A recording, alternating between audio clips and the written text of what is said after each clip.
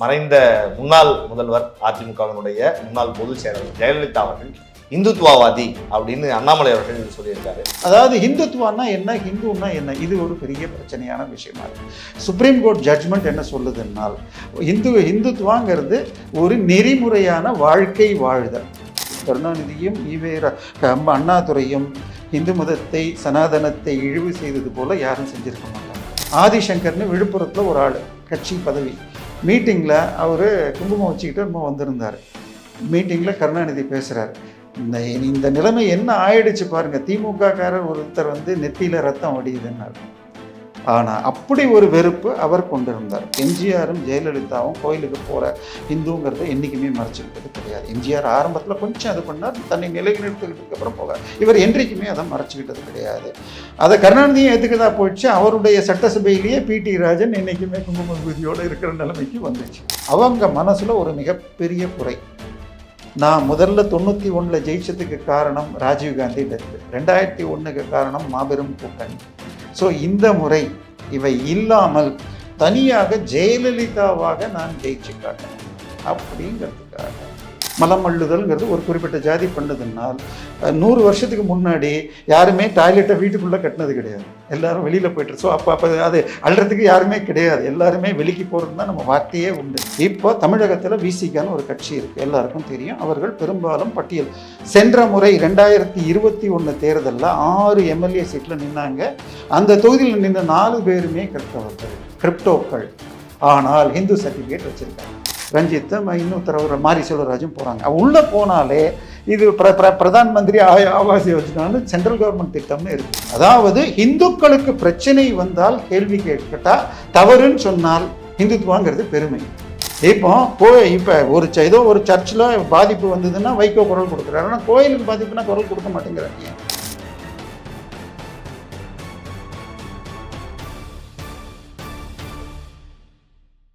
ஜாம்பவான் நேயர்களுக்கு பிரபாகரனின் அன்பு வணக்கம். இன்றைய அரசியல் அரங்கம் நிகழ்ச்சியில் நம்மோட இணைந்திருக்கக்கூடிய சிறப்பு விருந்தினர் மூத்த அரசியல் விமர்சகர் திரு தேவப்பிரியா சார் அவர்கள். வணக்கம் சார். வணக்கம். எப்படி இருக்கீங்க சார்? நல்லா இருக்கேன் சார். நேரடியாக நான் நம்மளுடைய இந்த நிகழ்ச்சிக்கு போகலான்னு நினைக்கிறேன். தமிழகத்தில் கடந்த 2 நாட்களாக பேசுபொருள் அப்படின்னா மறைந்த முன்னாள் முதல்வர் அதிமுகவினுடைய முன்னாள் பொதுச் செயலாளர் ஜெயலலிதா அவர்கள் இந்துத்துவவாதி அப்படின்னு அண்ணாமலை அவர்கள் சொல்லியிருக்காரு. அதுதான் பெரிய பேசுபொருளாகி எதிர்வினையாக ஜெயக்குமார், உதயகுமார்னு அதிமுக நிர்வாகிகள் எல்லாம் பயங்கரமாக விமர்சனம் பண்ணுறாங்க அண்ணாமலை அவர்கள். நீங்கள் நிறைய நாளாக அரசியலை பின்தொடர்ந்து பார்த்துக்கிட்டு வரீங்க சார். ஜெயலலிதா அவர்கள் இந்துத்துவவாதியா, இந்துத்துவவாதி இல்லையா சார்? ஜெயலலிதா இந்துத்துவவாதிங்கிறத விட ஜெயலலிதா, மோடி, ஈவன் கருணாநிதி ஐயா அவர்கள் இப்போ அவர்கள் ஸ்டைல்லாம் எப்படின்னா, அவர்களை மற்றவர்கள் பேசணும். they will not react. அவங்க தான் மெயின் ஸ்ட்ரைக்கராக இருக்கணும். ஸோ இப்போ அண்ணாமலை கிட்டத்தட்ட தமிழ்நாடு தேர்தல் முடிஞ்ச உடனே இந்தியா ஃபுல்லாக பிரச்சாரத்துக்கு போயிட்டார். யாரும் இண்டி கூட்டணிலேருந்து இவங்களை யாரும் கூப்பிடல, இவங்க வந்தால் ஓட்டு போயிடும்னு சொல்லிட்டு இந்தியாவை காப்பாற்றுவோம்னு ஸ்டாலினை யாரும் கூப்பிடல. ஆனால் இவர் கேரளா, கர்நாடகாவில் ஆரம்பித்து இந்தியா ஃபுல்லாக போயிட்டார். ஸோ இவருடைய கிட்டத்தட்ட 1 மாதமாக இவர் தமிழ்நாட்டில் இல்லை. அவ்வப்போது எக்ஸ் தளத்தில் அவர் சில கருத்துக்களை முக்கியமான விஷயத்தில் மாத்திரம் கருத்தை சொன்னாரே தவிர மக்கள்கிட்ட இல்லை. வந்த உடனே ஒரு பவுன்சர் போட்டார். ஸோ போட்டார். இப்போ என்னென்னா, நீங்கள் முதல்ல அதிமுகங்கிற கட்சியை பார்க்கணும். அதாவது திமுகங்கிற கட்சி முழுக்க உங்களுக்கு அண்ணாதுரை அவர்களால் ஆரம்பிக்கப்பட்டது. ஈவேராட்டிருந்து பிரிஞ்சு ஈவேரா உங்களுக்கு முழுக்க வெள்ளையர்கள் காலை பிடித்து கொண்டு பொருள் சம்பாதித்த நீதி கட்சி வழியில் வந்தவங்க. பட் அதுக்கப்புறம் மிக மோசமாக தோத்த பிறகு அரசியலே வேண்டான்னு ஒதுங்கிட்டாங்க. ஆனால் அரசியலில் இறங்கி ஆடணும் அப்படிங்கிற அண்ணாதுரை உங்களுக்கு காத்துக்கிட்டு இருந்தார். எப்போ அவர் 2வது திருமணம் செய்து கொண்டாரோ அதை சொல்லிட்டு அதை எதிர்த்து இது பண்ண உடனே வெளியில் அனுப்பிச்சிட்டார். இவங்க திராவிட முன்னேற்ற கழகம்னு ஆரம்பிச்சிட்டாங்க. அதிலிருந்து அண்ணாதுரை ஈவேராவை விடவும் பெரிய நாத்திகவாதி. கருணாநிதியும் அண்ணாதுரையும் இந்து மதத்தை சனாதனத்தை இழிவு செய்தது போல யாரும் செஞ்சிருக்க மாட்டாங்க. ஸோ அந்த ஒரு இடத்துல இருந்துக்கிட்டு எம்ஜிஆர் அவர்கள் ஒரு இந்த ஃபிட்டாக தான் இருந்தார். இவங்க மிகப்பெரிய, அதாவது படிப்புனா அப்படி ஒரு படிப்பு கொண்டவர்கள். ஜெயலலிதா அம்மையார். ஐ மீன் இங்கிலீஷ் நாவல்ஸ், இங்கிலீஷ் அரசியல் சூழ்ச்சி. அவர் வந்து 2 புஸ்தகத்தை மிக அளவில் சொல்வார். ஒன்று மக்கிவெல்லின்னு சொல்லுவாங்க, 16ஆம் நூற்றாண்டில் இட்டாலியில் இருந்தவர். தி பிரின்ஸ் அப்படின்னு அவர் எழுதி அதோடைய இதுவாக 2 புக்கு. அவர் அரசியல் ராஜதந்திரம்னா அதுதான் வந்து உங்களுக்கு பைபிள்னு சொல்லலாம். ஸோ அதை எடுத்துப்பார். இதுக்கப்புறம் இன்னொரு புக்கு, மிக முக்கியமான புக்குன்னு சொன்னால் the private life of captain Mao அப்படிங்கிற புக்கு. இதை வந்து அவங்க அப்பல்லோ ஹாஸ்பிட்டலில் சேர்ந்துருந்தப்போ அந்த டாக்டருக்கு, நரசிம்மன்கிற டாக்டருக்கு ரெக்கமெண்ட் பண்ணாங்க. நீங்கள் படிப்பீங்களான்னு கேட்ட உடனே அவரும் நான் இந்த புக்கெல்லாம் சொன்ன உடனே இந்த படிங்க, திஸ் வில் மேக் யூ சேஞ்சுன்னாரா. அவங்க சேர்ந்தப்போ ஓரளவுக்கு நல்ல நிலையில் இருந்தாங்க. அடுத்த 15 நாளைக்குள்ளே ஒரு முறை மிகவும் இது குறைஞ்சி போய் திருப்பி ரைஸ் ஆனப்போ அந்த 15 நாள் கழித்து தன்னுடைய பிஏட்டை கேட்டார், அந்த புக்கை அவருக்கு அனுப்பிச்சிங்களான்னு கேட்டார். ஸோ இந்த புக்கு வந்து அவரை சேஞ்ச் பண்ணோம். ஸோ இதுதான் நிலைமை. ஸோ இப்போ வந்து அவங்களுக்கு அப்போ இவங்களுடைய இதில் பார்த்தீங்கன்னா 84 ஐ மீன் அண்ணாமலை சொல்லியிருக்கார். உங்களுக்கு பார்க்காதவங்களுக்கு சொல்லிடுவோம்னா, உட்காந்து அவர் காஷ்மீரை ஏன் இந்தியாவோட இன்றைக்கி சேர்க்காமல் இருக்கீங்கன்னு சொல்லிட்டு ஆர்டிகல் 370 ஒழிக்கணும்னு ராஜ்யசபா மெம்பராக 84 பேசியிருக்காங்க. ஜெயலலிதா அதிமுக மெம்பராக 1984 ஏன் இன்றைக்கும் காஷ்மீர் தனியாக இருக்குது. இன்றைக்கி நீங்கள் பார்லிமெண்ட்டில் ஆர்டிகல் 370 நீக்கிறதுக்கு முன்னாடி எந்த ஒரு சட்டம் கொண்டு வந்தாலும் this act will be working in all over India accept Jammu Kashmir தான் எல்லா சட்டத்துலேயும் ஒரு வரி வரும். அவங்களுக்காக தனியாக ஒரு அமெண்ட்மெண்ட்டை போட்டு பாஸ் பண்ணணும். எந்த ஒரு இதுவாக அங்கே நான் யாருமே நிலத்தை வாங்க முடியாது. காஷ்மீருடைய நேச்சுரல் சிட்டிசன்ஸை தவிர அங்கே இருக்கிற அதுலேயும் கூட காஷ்மீரி மண்ணின் மைந்தர்களான எஸ்சிஸ்க்கு அந்த உரிமைகள் இல்லாமல் இருந்தது. நான் சொல்கிறது பட்டியல் சமூகம், நான் தலித்துங்கிற வார்த்தையை தவிர்ப்பேன். எஸ்சிங்கன்னா ஷெட்யூல்டுன்னா பட்டியலில் அட்டவணை இல்லை பட்டியலில் உள்ள ஜாதிகள். ஸோ அந்த ஜாதிக்காரர்கள் மிக மோசமாக துன்புறுத்தப்பட்டார்கள். இன்னொன்று, முஸ்லீம் பெண்கள் கூட அங்கே இருக்கிற உள்ளூர் ஆளை கல்யாணம் பண்ணிக்காமல் இங்கே இருக்கிறவங்களை முஸ்லீமை கல்யாணம் பண்ணிட்டாலும் சொத்து கிடையாது. அவங்க சொத்தை விட்டுட்டு வந்துடணும். இந்த விஷயத்துக்கு ஜெயலலிதா அவர்கள் ஆதரவு இதெல்லாம் எதிர்த்து ஏன் இந்தியாவோட சேராம, அதாவது அண்ணா 2 விஷயத்த டெம்பரரி அப்படின்னு சொல்லி அம்பேத்கர் சொன்னார். ஒன்று ஆர்டிகல் 370, இது டெம்பரரியாக இணைப்பதற்கு சில சலுகைகள் கொடுத்தா அவங்க வந்துடுவாங்க, அவங்களுக்கு பாகிஸ்தானோட போகணுங்கிற ஒரு ஆசை இருந்ததுங்கிறதுனால டெம்பரரியாக இந்த சலுகை கொடுக்கப்பட்டது. இன்னொரு டெம்பரரின்னு அவர் சொன்னது ரிசர்வேஷன்ங்கிறது, அதாவது கீழே உள்ளவர்களை மேலே பண்ணணும், பள்ளத்தில் இருக்கிறவங்க அப்போ அங்கே மண்ணை போட்டு மேடாக்கணும். ஸோ அதுக்காக சில சலுகைகளை கொடுத்து பண்ணணும். ஒரு எம்பிங்கிறது 5 வருஷம்தான். ஸோ அதிகபட்சம் அவங்க அடுத்த 5 வருஷத்துக்கு சேர்த்து 10 வருஷம்தான் வேலிட் இந்த ரெண்டுமே. ஸோ 10 வருஷத்துக்கு ஒரு தடவை இவைகள்லாம் எக்ஸ்டெண்ட் பண்ணிக்கிட்டே வராங்க. இதுதான் ஆக்சுவல் உண்மை. இன்னொன்று அயோத்தி வந்து எப்படி வந்ததுன்னு சொன்னால் அதில் பிஜேபிக்கு எவ்வளோ தப்பு ரைட்டுன்னு யார் சொன்னாலும் சரி, ரெண்டுக்குமே காங்கிரஸுக்கும் ஈக்குவல் இது உண்டு. அதாவது 86 ஷாபானுன்னு ஒரு வழக்கு வருது. முஸ்லீம்களுக்கு இது விவாகரத்து செய்தால் ஜீவனாம்சம் கொடுக்கலாமா கொடுக்கக்கூடாது, அவங்க ஷரியத் சட்டம்படி தேவையில்லைன்னு அந்த அம்மையார் மாதம் 20 ரூபா கேட்டாங்க. அன்றைக்கி நான் சொல்கிறது 85 என்னுடைய சம்பளம் 450 ரூபா, நான் முதல் வேலையில். சரியா? அப்போ 20 ரூபா மாதம், அதை கொடுக்க மாட்டேன்னு வழக்குக்கு போய் உச்சநீதிமன்றம் போய் 5 நீதிபதிகள் கொண்ட அமர்வு ஐ மீன் அந்த இது வந்து கொடுக்கணும்னு தீர்ப்பாயிடுச்சு. உடனே முஸ்லீம்கள் அதை எதிர்த்து குரல் கொடுக்க, இத்தனைக்கும் முஸ்லீம்களில் காங்கிரஸில் இருந்த சில பேர் கூட அது சரிதான் சொன்னவங்களாம் இருக்காங்க. இன்றைக்கி கேரளாவில் கவர்னராக இருக்கிற ஆரிஃப் முகமது கான்லாம் அது சரி. ஆனால் அதை மீறி முஸ்லீம் அப்பீஸ்மெண்ட்டுக்காக இவர் அந்த சட்டத்தை கொண்டு வந்துட்டார். ஐ மீன் அந்த ஷாபானு தீர்ப்பை நிறுத்தி வைக்கிற சட்டத்தை கொண்டு வந்துட்டார். அதனால உங்களுக்கு வந்து முஸ்லீம்களுக்கு அதிகமாகிடுச்சு, இந்துக்கள் உங்களுக்கு வெறுப்பாயிட்டார் அப்படின்னு சொல்ல அயோத்தியில் உங்களுக்கு செங்கலை வச்சு பண்ணுறத பூஜையை அலோவ் பண்ணார். அந்த இதை திறந்து விட்டார், தரிசனத்தை ஒரு லெவல் வரைக்கும் போகிறதுக்கு திறந்து விட்டார். ஸோ இதுதான் முக்கிய காரணம். ஐ மீன் அவங்க விஹெச்பி ஐ மீன் பாஜக நேரடியாக இதில் அவங்க எடுத்துக்காம தான் வச்சுருந்தாங்க. இவங்க வந்து விஸ்வ இந்து பரிஷத் லோக்கல் கோர்ட்டில் போய் என்னென்னலாம் இடைஞ்சல்கள் சட்டப்பூர்வமாக இருந்ததோ, அவர்களுக்கு முஸ்லீம்களுக்கு என்னென்ன உரிமை இருக்குது, இவங்களுக்கு என்ன உரிமை இருக்குது, இல்லை இதையெல்லாம் லோக்கல் கோர்ட்டில் உடச்சிக்கிட்டே வராங்க, முழுக்க சட்டப்பூர்வமாக செய்யணும்னு. ஆனால் இந்த இஷ்யூ வந்ததுக்கப்புறம் தான் அவங்க வந்து இதாகுது. இது கூட ஏன் வந்ததுன்னா, இது முடிஞ்ச உடனே 89 போஃபோர்ஸ் பெரிய விளைவில் பிரச்சாரம் அவர் அங்கேயும் உள்ளே இருந்த விபி சிங்கிறவர் அவர் வந்து எனக்கு எங்கிட்ட கம்ப்ளீட் அந்த பேங்க் அக்கௌண்ட் நம்பரே இருக்குது போஃபோர்ஸுக்கு சோனியா காந்திக்கு கொடுத்த கோட்ரச்சிங்கிறவர் சோனியா காந்தியோட நெருங்கிய இத்தாலியன் நண்பர் கோட்ரச்சிங்கிறவர் மூலமாக சோனியா காந்திக்கு போனால் அந்த அக்கௌண்ட் நம்பர்லாம் என் பேங்க்லேயே பாக்கெட்லேயே வச்சுருக்கேன்லாம் பேசி தோக்கிறதுக்கு காரணமாயிடுச்சு. ஆனால் அதுக்கப்புறம் இந்த விஷயத்தில் அயோத்தி விஷயத்தில் கூட ஜெயலலிதா அவர்களுக்கு என்ன அங்கே தான் வரும். அதுக்கப்புறமா 92 இந்த இது உடைக்கப்படுது. அதுக்கப்புறமா அதை கட்டுறதுக்குரிய வேலை நடக்கிறப்ப ஓப்பனாக அவர்கள் சப்போர்ட் செஞ்சுருக்காங்க. ராமருக்கு கோயில் அயோத்தியில் கட்ட முடியுமா பாகிஸ்தானில் கட்ட முடியுமான்னே கேட்டிருக்காங்க. அதுக்கப்புறமாக ஒரு பெரிய இது இவர் நடத்தினப்போ அதுக்கு பேர் என்ன உங்களுக்கு செங்கல்கள் எல்லா இடத்துலையும் எடுத்துகிட்டு போய் இந்தியாவிலேருந்து எல்லா ஊர்களிலையும் இருந்தும் செங்கல்கள் எடுத்துகிட்டு போனாங்க. அந்த மீட்டிங்க்கு கடைசியாக இங்கே இதில் மெட்ராஸில் நடந்தப்போ அத்வானியோட அவங்களும் கலந்துக்கிட்டாங்க 2003 முதலமைச்சராக இருந்தப்போ. ஸோ அவங்க அதே மாதிரி அந்த இது 92 கோயில் இது அந்த டிஸ்பியூட்டட் ஸ்ட்ரக்சர் உடைக்கப்பட்ட பொழுது உத்தரப்பிரதேச அரசை கலைத்தது சரி, யாருக்கும் கல்யாண் சிங் அரசு கலைக்கப்பட்டது.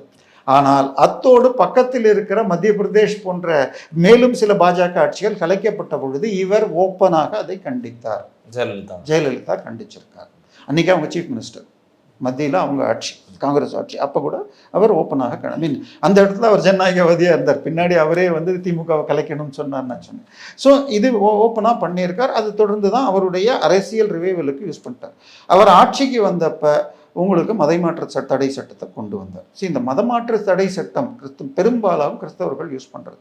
அதாவது அவங்க என்ன பண்ணுறாங்கன்னா நம்ம ரிலீஜியனுக்கும் அவங்க ரிலீஜியனுக்கும் இன்க்ளூடிங் இஸ்லாமே எடுத்துக்கிட்டால் ஆர்கனைஸ்ட் ரிலீஜியன்னு பேர், ஒரு அமைப்பு கொண்டு அமைப்பு ரீதியானது.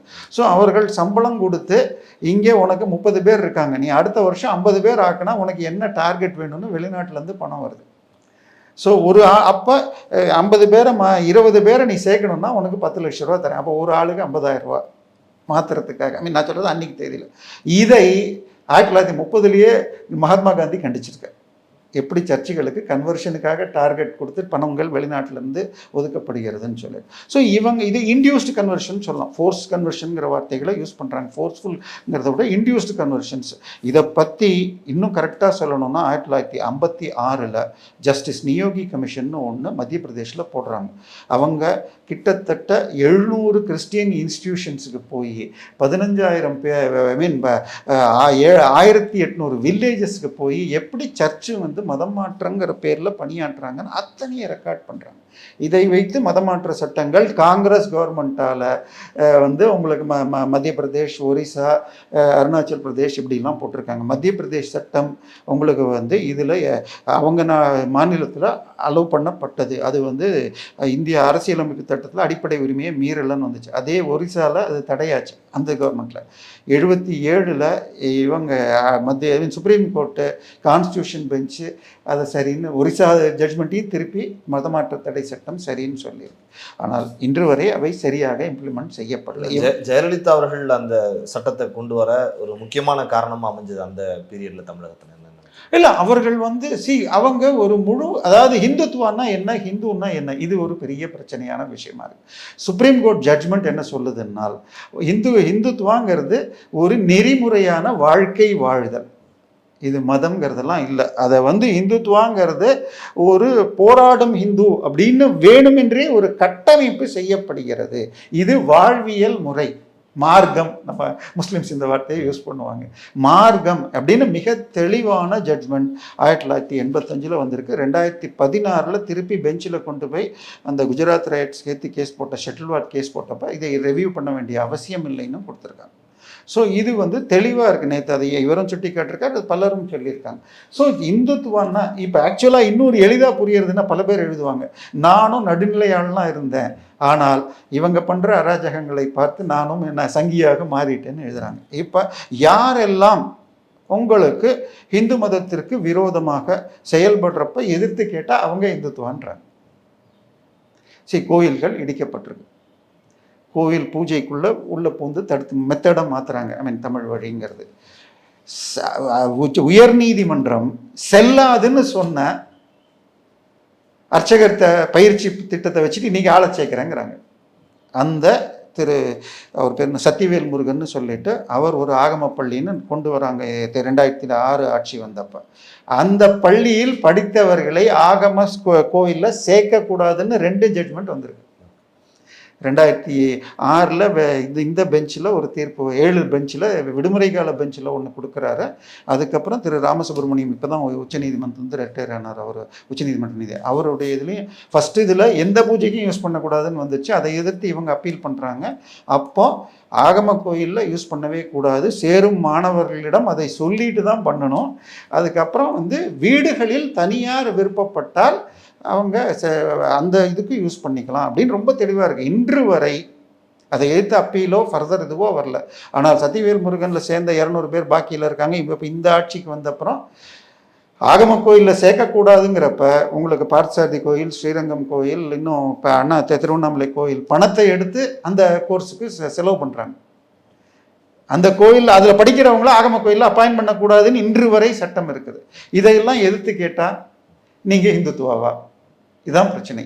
இந்துத்துவா அப்படின்னு சொல்றத ஏன் பயப்படுறாங்க? இப்போ அதிமுக தரப்புல இருந்து அமைச்சர்கள்லாம் இல்ல அவங்க இந்துத்துவா தலைவர் கிடையாது. ஈவன் ஜெயலலிதாவோடு நீண்ட நாள் பழகிய சசிகலா அவர்களும் கூட அவங்களுக்கு இந்து மதம் பிடிக்கும், கடவுள் பக்தி இருக்கிறது, ஆனா அவங்க இந்துத்துவா சம்பந்தப்பட்டவங்க கிடையாது. இது இந்த பிரச்சனை இன்னொன்று ஜெயலலிதாவோட இன்னொரு செயல்பாடையுமே நான் சொல்லிடணும். அதாவது 2002 வேலூர்ல வாணியம்பாடி தொகுதியில் இடைத்தேர்தல் வருது.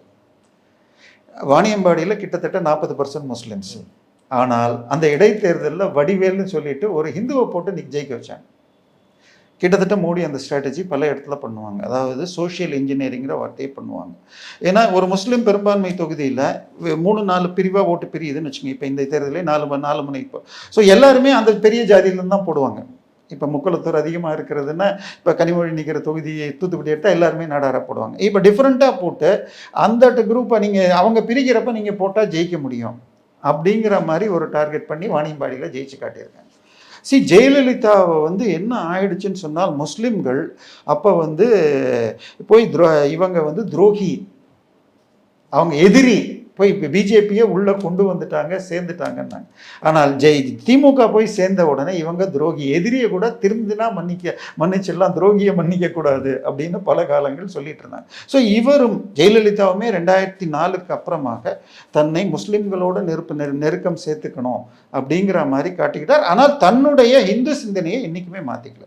உங்களுக்கு இன்னும் புரியணும்னு சொன்னால் 1956 சிவாஜி கணேசன் திருப்பதிக்கு போயிட்டு வர்றார். பீம்சிங்கோடைய டைரக்டர் பீம்சிங்கோட அவர் அங்கேருந்து காரில் திரும்பி வர்றதுக்குள்ள தமிழ்நாடு கும்மிடிப்பூண்டியிலேருந்து போஸ்டர் சிவாஜி கணேஷ் திருப்பதி போன சிவாஜி கணேசன் கோவிந்தா கோவிந்தான்னு சொல்லி அது மாதிரி பல்வேறு போஸ்டர்கள் இழிவு செய்து. இத்தனைக்கும் அவர் அஃபிஷியலாக கட்சியில் மெம்பருக்குன்னு கிடையாது. எல்லாருடைய தொடர்பு இருக்குது, பிரச்சாரத்துக்கு உதவி இருப்பார் நண்பர்கள்ங்கிறதுனால. பட் கட்சியில் கிடையாது. அதே எம்ஜிஆர் ரொம்ப மறைமுகமாக போயிட்டு இருந்தார். பதவிக்கு வந்தப்புறம் வந்துடுச்சு. ஆதிசங்கர்னு விழுப்புரத்தில் ஒரு ஆள், கட்சி பதவி மீட்டிங்கில் அவர் குங்குமம் வச்சுக்கிட்டு ரொம்ப வந்திருந்தார். மீட்டிங்கில் கருணாநிதி பேசுகிறார். இந்த நிலைமை என்ன ஆயிடுச்சு பாருங்கள், திமுக காரர் ஒருத்தர் நெத்தியில் ரத்தம் வடியுதுன்னார். ஆனால் அப்படி ஒரு வெறுப்பு அவர் கொண்டிருந்தார். ஆனால் எம்ஜிஆரும் ஜெயலலிதாவும் கோயிலுக்கு போகிற ஹிந்துங்கிறத என்றைக்குமே மறைச்சிக்கிட்டது கிடையாது. எம்ஜிஆர் ஆரம்பத்தில் கொஞ்சம் அது பண்ணார், தன்னை நிலைநிறுத்திக்கிட்டதுக்கு அப்புறம் போகார். இவர் என்றைக்குமே அதை மறைச்சிக்கிட்டது கிடையாது. அதை கருணாநிதியும் ஏற்றுக்கதா போயிடுச்சு. அவருடைய சட்டசபையிலேயே பிடி ராஜன் என்றைக்குமே குங்கும விபூதியோடு இருக்கிற நிலைமைக்கு வந்துச்சு. அவங்க மனசில் ஒரு மிகப்பெரிய குறை. நான் முதல்ல 91 ஜெயிச்சதுக்கு காரணம் ராஜீவ்காந்தி டெத்து, 2001க்கு காரணம் மாபெரும் கூட்டணி. ஸோ இந்த முறை இவை இல்லாமல் என்னுடைய மூணாவது விஜயகாந்த் கூட்டணியில் ஜெயிச்சது. ஸோ தனியாக ஜெயலலிதாவாக நான் ஜெயிச்சு காட்டணும் அப்படிங்கிறதுக்காக மணியை வச்சு நல்லா விளையாடினாங்க. முதல்ல பாட்டாளி மக்களை கூப்பிட்டு ஒரு மிக பெரும் தொகை கொடுக்கப்பட்டு நான் தனியாக ஜெயிப்பேன், கூட்டணி சேராம, ஏன்னா யாரையும் கூட்டணி சேர்ந்துடக்கூடாது. ஏன்னா எதிரில் இருக்கிறவங்க கூட்டணி சேர்ந்துட்டால் தான் ஜெயிக்க முடியாது. ஸோ பாட்டாளி மக்கள் கட்சியை மாற்றம், முன்னேற்றம், அன்புமணின்னு சொல்லிட்டு மிகப்பெரிய கேம்பெயின் கிட்டத்தட்ட 1.5 வருஷத்துக்கு முன்னாடியிலேருந்து அவர் பண்ணிட்டு போனார். இன்னொரு பக்கம் வைகோவை வச்சுக்கிட்டு உங்களுக்கு கம்யூனிஸ்டுகளை திமுக கூட போகக்கூடாது பார்த்துக்கோ அப்படின்ட்டாங்க. அத்தோடு நீ விஜயகாந்தையும் சேர்த்து விட்டால் திமுகவோட சேராமல் மிக பெரும் தொகை தரப்பட்டது. இன்னும் சொல்லப்போனால் 2009 தேர்தலில் வைகோ அவர்கள் ஒரு பேச்சில் வன்னியரசை பேசி ஓப்பன் டிவியில் சொல்லியிருக்கார், ஜெயலலிதா கொடுத்த காசை எடுத்து 8 லட்சம் ரூபாயை இவருக்கு நான் கொடுத்தேன், வன்னியரசு இல்லை இவர் திருமாவுக்கு கொடுத்தேன், எனக்கே காசு டைட்டாக இருந்தது, அவருடைய அந்த கிராமத்து ஊர் பேரை சொல்லி அந்த வீட்டில் எனக்கே அப்போ டைட்டு, ஆனாலும் நான் தேர்தலுக்காக கொடுத்தேன், அதை be careful, I am a dangerous person அப்படின்னு வைகோ பேசணும் ஒரு வீடியோ வேணாலும் உங்களுக்கு அனுப்ப முடியும். ஸோ எலெக்ஷனில் மணியை வச்சு ப்ளே பண்ணுறதுன்னு இவங்க வச்சு கூட்டணியை பண்ண ஆரம்பித்தாங்க. ஸோ அப்போ ஃபஸ்ட்டு அன்புமணி ராமதாஸை பிரித்தாங்க. அடுத்தது 2 கம்யூனிஸ்டுகளையும் வைகோவோட சேர்த்து வச்சாங்க. அதுக்கு ஒரு நாமினல் தொகை கொடுக்கப்பட்டது, 100 சீன்னு சொன்னாங்க.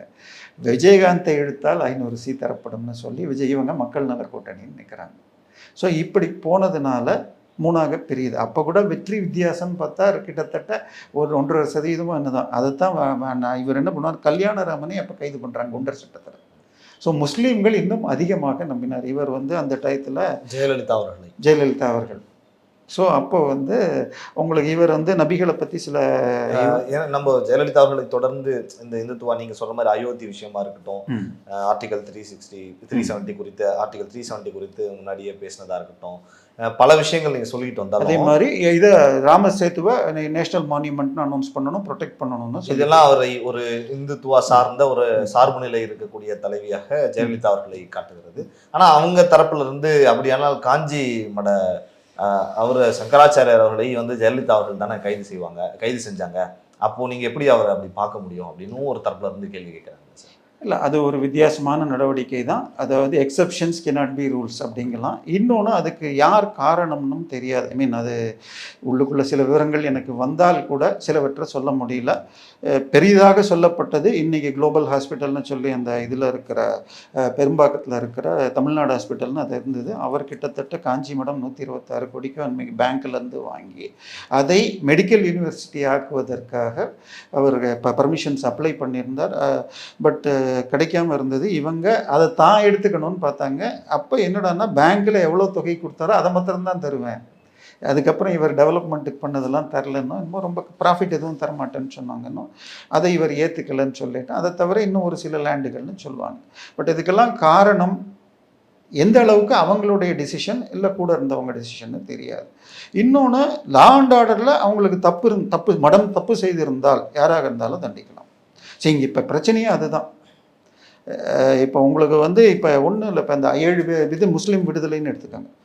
2022 திமுக கவர்மெண்ட் உச்சநீதிமன்றத்தில் போய் அந்த கோவை வெடிகுண்டு வழக்கில் உள்ள கைதிகள் இன்றும் அதே மனநிலையில் இருக்கிறார்கள், அவனுக்கு ஜாமீன் கொடுக்கக்கூடாதுன்ட்டாங்க.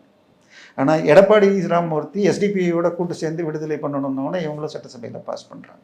ஸோ கூட்டத்தோடு சேர்ந்து கொஞ்சம் போடுறதுங்கிற மாதிரி அவங்க பண்ணாங்க. அது நிச்சயமாக கைது பண்ணி ஒரு வாரம் கிட்டத்தட்ட ஷோவே ரொம்ப நேரடியாக எதிர்க்கல. துக்ளக்கில் பொறுத்த வரைக்கும் முதல் 2 வாரம் எதுவுமே அந்த லெவலில் அவங்க ஒரு டிசிஷன் எடுத்திருந்தாங்கன்னா ஆதாரங்கள் இருந்திருக்கணும். அதுக்கப்புறம் திரு குருமூர்த்தியை விட்டு அவர் ஆராய்ச்சி செய்து எந்த விதமான ப்ரூஃப்மே கொடுக்கல. அதாவது அவரை கைது செய்த உடனே அவருக்கு ஐசிஐசிஐ பேங்க் மடத்துக்கு பக்கத்தில் இருக்கிறதுல அக்கௌண்ட் இருக்குது, அதிலிருந்து பணம் எடுத்து அப்பு என்ற அந்த ஒரு கில்லருக்கு கொடுக்கப்பட்டதுன்னாங்க. அந்த பேங்க்கில் அவருக்கு அக்கௌண்ட்டே இல்லை. இது மாதிரி அவங்க கோர்ட்டில் சொன்ன அத்தனையுமே பொய். அதாவது மீடியா அப்படியே போலீஸ் தரப்பு இதை யார் அந்த கட்சி சார்பாக அதை செய்ய தூண்டினாங்களோ அவங்க கொடுத்ததை பரப்பிக்கிட்டே இருந்தாங்க. நக்கீரன் போன்ற பத்திரிகைகள் உங்களுக்கு ஆன்டி ஹிந்துவில் பண்ணதுனால ஆனால் உச்சநீதிமன்றமே அதை பார்த்துட்டு அந்த அளவுக்கு எதுவுமே இல்லை. கிட்டத்தட்ட அவங்களுமே முதல் 2 தடவை ஜாமீன் கொடுக்கல. ஏன்னா ஒரு கொலைங்கிற வழக்கில் கொடுக்க முடியும். ஆனால் அதுக்கப்புறம் அந்த ஜாமீன் கொடுத்ததை நீங்கள் அந்த ஜட்மெண்ட்டை படித்தாலே மடத்திற்கும் இவர் கைதிற்கும் அந்த மரணத்திற்கும் எந்த ஒரு தொடர்பையும் லிங்க் பண்ணுறதுக்கு எதுவும் இல்லை. அந்த ஏதோ ஒரு ஃபோன் லெட்டர் அவர் எழுதின லெட்டரில் இதுதான் கடைசி இதுன்னு லெட்டர் எழுதின ஒரு அனானிமஸ் லெட்டர். அதிலெல்லாம் எதுவுமே அந்த இறந்தவர் பேர்லாம் இல்லை, அவர் எழுதினாருங்கிறது கிடையாது. ஸோ அனானிமஸ் லெட்டர் அதுதான் அவர் எழுதினார்னு இவங்களா சொல்கிறது.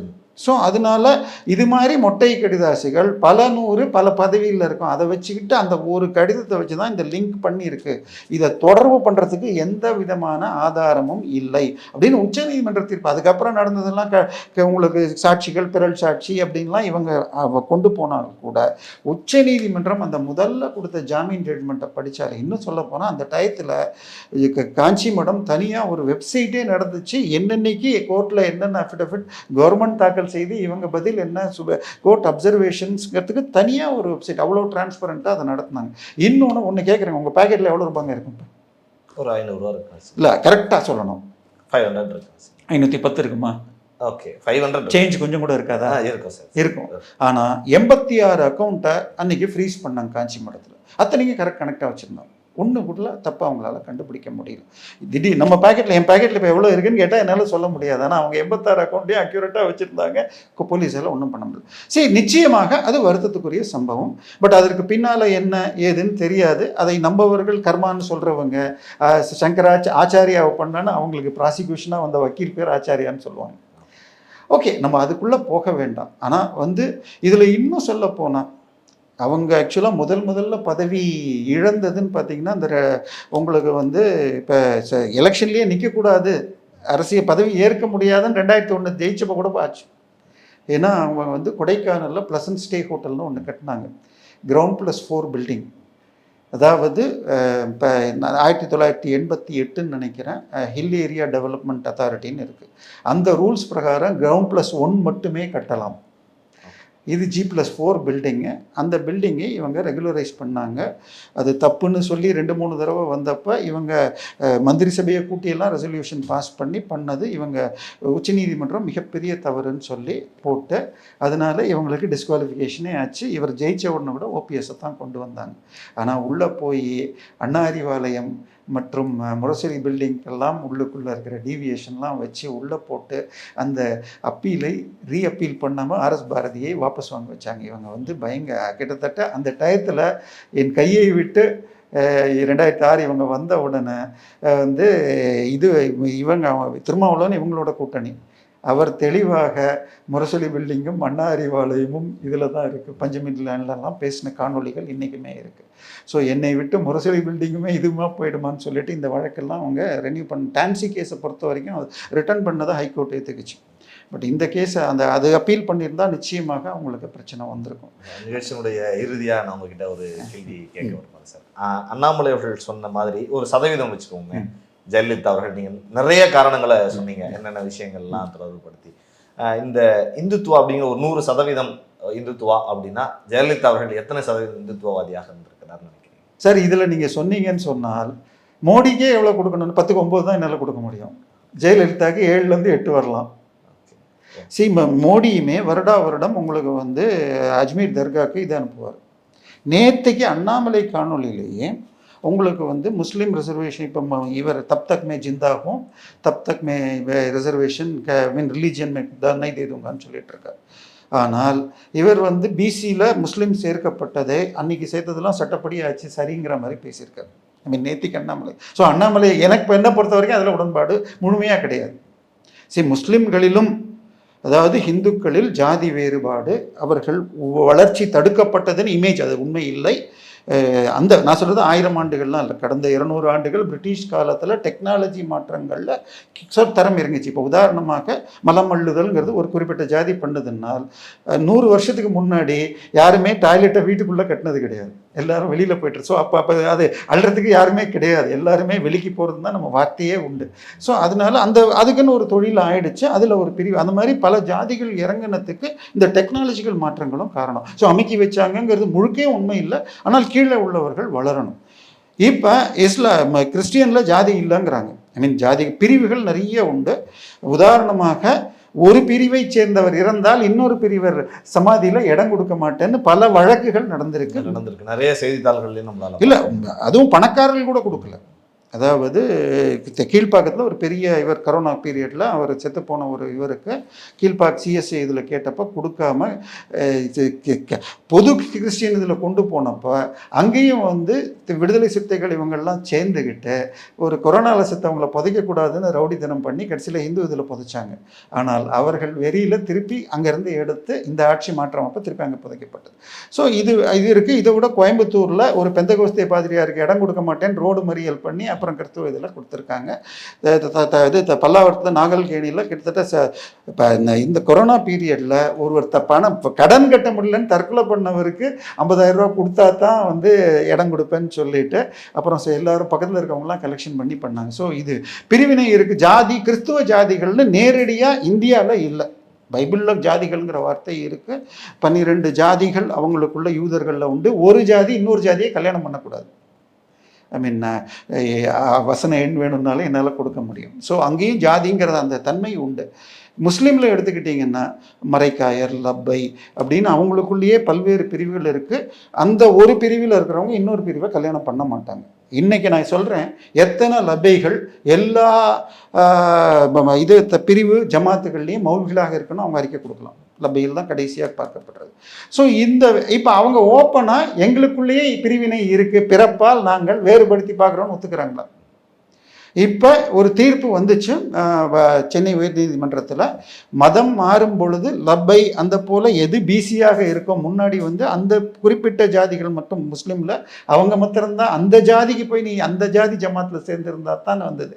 அதுக்கப்புறம் இன்னொரு ஜட்ஜ்மெண்ட்டில் நீ வந்து உன்னுடைய நீ பிசியாக இங்கே இருந்தன்னா அது போகாது அப்படின்னு திருப்பி இன்னொரு ஜட்ஜ்மெண்ட் வந்து இதை உடைக்கிறதுக்காக இப்போ இந்த ஆட்சி முஸ்லீமில் அவங்க ஹிந்துவாக இருந்தப்போ பிசியாகவோ எம்பிசியாகவோ எஸ்சியாக இருந்தவர் மாறணும், பிசி ஆகிடும் ஆட்டோமேட்டிக்காக அப்படின்னு இப்போ ஸ்டாலின் ஆட்சி கொண்டு வந்திருக்கு. இதெல்லாம் தவறான சட்டங்கள். ஸோ இதை வந்து அங்கேயும் தீண்டாமை இருக்குங்கிறத ஓப்பனாக சொல்லி எல்லாத்துலேயும் இருக்கு, கிறிஸ்தவத்திலையும் இருக்கு, இஸ்லாமியர்களையும் இருக்கு. அதே மாதிரி தான். ஆனால் அதை சொல்றது இல்லையே இவங்க சனாதனம்ன்ற பேரை சொல்லிக்கிட்டு இந்து மத வெறுப்பை மட்டுமே பேசிக்கிட்டு இன்னொன்றுமே சொல்லிடுறேன். எஸ்சி ரிசர்வேஷன் ஜெயா பிளஸ்ல நான் பேசினப்ப திரு சூஃபியான் அவர்கள் சொன்னார், அதாவது எஸ்சி ரிசர்வேஷனை உடைக்கவே முடியாது, எஸ்சி எம்பிசி ரிசர்வேஷனு ஓபிசி ரிசர்வேஷனை நான் காப்பாற்றுவேன்னு சொல்றாரு அப்படிங்கிறார். இப்போ தமிழகத்தில் விசிகான்னு ஒரு கட்சி இருக்குது, எல்லாருக்கும் தெரியும். அவர்கள் பெரும்பாலும் பட்டியல் சென்ற முறை 2021 தேர்தலில் 6 எம்எல்ஏ சீட்டில் நின்னாங்க. அதில் 4 ஜெயிச்சாங்க, 2 தோற்றார்கள். ஜெயிச்சவர்களில் 2 பேர் பொது தொகுதியை சேர்ந்தவங்க, ஆளூர் ஷானவாசும் திருப்போரூரில் பாலாஜின்னு நினைக்கிறேன். மிச்ச 4 பேரும் பட்டியல் சமுதாயம் தனி தொகுதிம்பாங்க, ஸோ ரிசர்வ் தொகுதி. அந்த தொகுதியில் நின்ற 4 பேருமே கிறிஸ்தவர்கள், கிரிப்டோக்கள், ஆனால் ஹிந்து சர்டிஃபிகேட் வச்சுருக்காங்க அப்படின்னு அவர்களுடைய நான் அஃபிடவிட்டை எடுத்து பார்த்தால் வன்னியரசுடைய ஒய்ஃப் பேர் அமீலா மனோகரின்னு இருக்கு. அவருடைய தந்தை இறந்த போது சர்ச்சில் போய் தான் அத்தனை சடங்குகளையும் செய்தார். இவர் இன்னொருத்தர் இதில் நின்று தோத்தார், அவரும் தோத்தார். அப்புறம் அந்த இன்னொருத்தர் தோத்தது அரக்கோணத்தில் திரு கௌதம சன்னான்னு ஒருத்தர், அவருடைய தந்தை பேர் ஜான் ஜெபராஜன்மோ. அந்த அஃபிடவிட்டை நான் வச்சிருக்கிறேன். ஸோ இப்போ இந்த மாதிரி இதை வந்து தடா பெரியசாமி அவர்கள் ஒரு காணொலியில் இன்னும் உறுதி பண்ணியிருக்காரு. எனக்கு 4 பேருடையுமே பழக்கம் உண்டு, அவர்கள் வீட்டில் கிறிஸ்தவர்கள் தான்றாங்க. இப்போ திரு உமாசங்கர் ஐஏஎஸ்ங்கிறவர் சொல்லியிருக்கார், நீ பாஸ்டராக கூட வேலை செய்ய, ஆனால் எந்த இதுலேயும் கையெழுத்து போட்டுறாத, நீ எஸ்சியாக இருக்கலான்னு. ஸோ இந்த சட்டத்தை எல்லாம் மாற்றணும். ஸோ ரியலாக பாதிக்கப்பட்டவர்கள் கீழே இருக்கிற முன்னேற்றத்துக்காகத்தான் இந்த ரிசர்வேஷன். இந்த மண்டல் கமிஷனை அலோ பண்ணிருந்தது அப்போ உச்சநீதிமன்றம் கொடுத்தது கிரீமி லேயரை நீக்கணும். அதாவது பிற்படுத்தப்பட்டவர்களோ அல்லது பட்டியல் ஜாதியில் உள்ளவர்கள் உயர்ந்திருந்தால் அவர்கள் நீக்கணும். இப்போ கூட பிசியில் கிரீமி லேயர் கொண்டு வரணுன்றாங்க, ரியலிஸ்டிக்காக இம்ப்ளிமெண்ட் பண்ணல. இன்னும் எஸ்சிக்கு யாரும் சொல்லலை. இதை குல்தீப் நாயர் சுட்டி காட்டியிருக்காரு. அன்றைக்கி ஜனாதிபதியாக திரு KR நாராயணன் இருந்தார். அவருடைய 2 மகள்களுமே எஸ்சி ரிசர்வேஷன் மூலமாக உயர்கல்வியை அடைந்தார்கள். ஆனால் திரு KR நாராயணன் இறந்த பிறகு அவருக்கு சடங்குகள் இந்து முறைப்படி நடந்து 1 வருஷம் கழித்து எங்களுடைய தாயார் கிறிஸ்துவர், எங்கள் தந்தையாருடைய அஸ்திகள் இந்து சமயம் இருந்தால் என் தாயாருக்கு பிடிக்காதுன்னு அதை கொண்டு போய் சர்ச்சில் மாற்றாங்க இறந்த பிறகு. ஸோ அவர்கள் கிரிப்டோக்களாக தான் இருந்தார்கள். ஸோ ஜனாதிபதி வரைக்கும் இன்னைக்கு இது நடந்த சிச்சுவேஷன் வந்து இருந்திருக்குன்னு சொல்லியிருக்கீங்க. ஆமாம், அதனால மக்களுக்கு சப்கா சாத் சப்கா விகாஸுங்கிறது தான் இந்த இதோட கொள்கையாக இருக்குது. ஒன்றும் இல்லைங்க, இவர் வீடு கட்டித்தரும் திட்டம்னு பார்க்குறீங்க, மோடியுடைய வீடு கட்டும் திட்டம். நம்ம இவர் படம் ஒன்று பரியேறும் பெருமாள்னு ஒரு படம். அதில் வந்து தெருக்கூத்து நாடக கலைஞர் ஒருத்தர் நடித்தார். எனக்கு பேர் டக்குன்னு ஞாபகம் வரல. அவர் திருநெல்வேலியில் வீடு கட்டிய வீடு வந்து இடிஞ்சு விழுந்துச்சு அப்படின்னு இப்போ வந்த உடனே கலெக்டர் போய் பார்த்த, ஒரு யூடியூப்பில் ஏதோ ஒரு சேனலில் வர கலெக்டர் போய் பார்த்து கட்டி கொடுத்த உடனே மாநில அரசுக்கு நன்றி, கலெக்டருக்கு நன்றின்றார். அவருடைய வீட்டுக்கு நம்ம இவரும் போகிறார், ஐ மீன் அந்த டைரக்டர் ரஞ்சித், இன்னொருத்தர் அவர் மாரி செல்வராஜும் போகிறாங்க. உள்ளே போனாலே இது பிரதான் மந்திரி ஆவாஸ் யோஜனான்னு சென்ட்ரல் கவர்மெண்ட் திட்டம்னு இருக்குது. அது சொன்ன உடனே அடுத்த நாள் காணொலி மோடி ஐயாக்கு நன்றின்னு வருது. ஸோ இது வந்து அவர் கிறிஸ்துவர். ஸோ இது வந்து திட்டங்கள் எல்லாருக்கும் போகுது. இது மோடியாக இருக்கட்டும், அவன் அண்ணாமலை சர்ச்சுக்கு போயிருக்காரு, தர்காவுக்கு போறாரு. இதுல நம்ம யாரையும் தனிப்படுத்த முடியாது, நம்ம சொல்றதுக்கு எதுவும் கிடையாது. அதாவது இந்துக்களுக்கு பிரச்சனை வந்தால் கேள்வி கேட்கட்டா, தவறுன்னு சொன்னால் இந்துத்துவாங்கிறது பெருமை. இப்போ ஏதோ ஒரு சர்ச்சில் பாதிப்பு வந்ததுன்னா வைகோ குரல் கொடுக்குறாரு. ஆனால் கோயிலுக்கு பாதிப்புனா குரல் கொடுக்க மாட்டேங்கிறாரு. ஏன் என்ன தப்பு? அதாவது இப்போ எது பிரச்சனைனாலும் குரல் கொடுக்கணும், ஏன் கொடுக்க மாட்டேன்றாங்க? இதனால தான் இந்த பிரச்சனையும் வருது. ஆமாம் சார், நிறைய விஷயங்கள் நம்ம பேசியிருக்கோம்னு நினைக்கிறேன். வரலாற்று ரீதியாக இன்னும் நிறைய எபிசோடில் நம்ம இது குறித்து மேலும் நிறைய பேசுவோம். உங்களை பொறுத்தவரை அப்போ 100% ஜெயலலிதா அவர்களுக்கு 75% கண்டிப்பாக, 75% ஒரு இந்துத்துவவாதி தான். என்னை பொறுத்த வரைக்கும் அண்ணாமலை 85, மோடி 90 தான் வருவார். Okay sir. ஸோ யாருமே 100க்கு 100ஆக இருக்க முடியாது. அரசியல்னு வந்துட்டால் it's a compromise. Okay sir. So எல்லாருடைய ஓட்டையும் நீங்கள் வாங்கி ஆகணும். ஸோ அப்படி வர்றப்ப சட்டம்படி நீங்கள் எல்லாரையும் ஒன்றா வச்சுக்க தான் ஆகணும். அவருடைய நெருங்கின IAS அதிகாரிகளில் கூட முஸ்லீம்களை மூடி வச்சிருக்காரு. ஓகே. ஸோ அதனால இது வந்து நீங்கள் இப்போ உங்ககிட்ட இப்போ எல்லாரோடையும் தான் நீங்களும் பழகணும், நானும் பழகணும். ஸோ சமூகத்தில் இருக்குது. பட் இந்துக்களுக்கு பிரச்சனைக்கு குரல் கொடுக்கறது ஹிந்துத்துவானா ஜெயலலிதாவும் ஸ்ட்ராங் ஹிந்துவாக தான் இருந்திருக்கு. சார், நிறைய விஷயங்கள் எங்களோடு ஜாம்பவான் அரங்கிற்கு வந்து நிறைய விஷயங்கள்ல ஜெயலலிதா அவர்கள் குறித்தும் வரலாற்று ரீதியாகவும் இப்போ இருக்கக்கூடிய நிகழ்கால அரசியல் குறித்தும் நிறைய பகிர்ந்து கொண்டீர்கள். உங்களுக்கு ஜாம்பவான் நேயர்கள் சார்பாகவும் இந்த பிரபாகரன் சார்பாகவும் மனமார்ந்த நன்றிகள் சார்.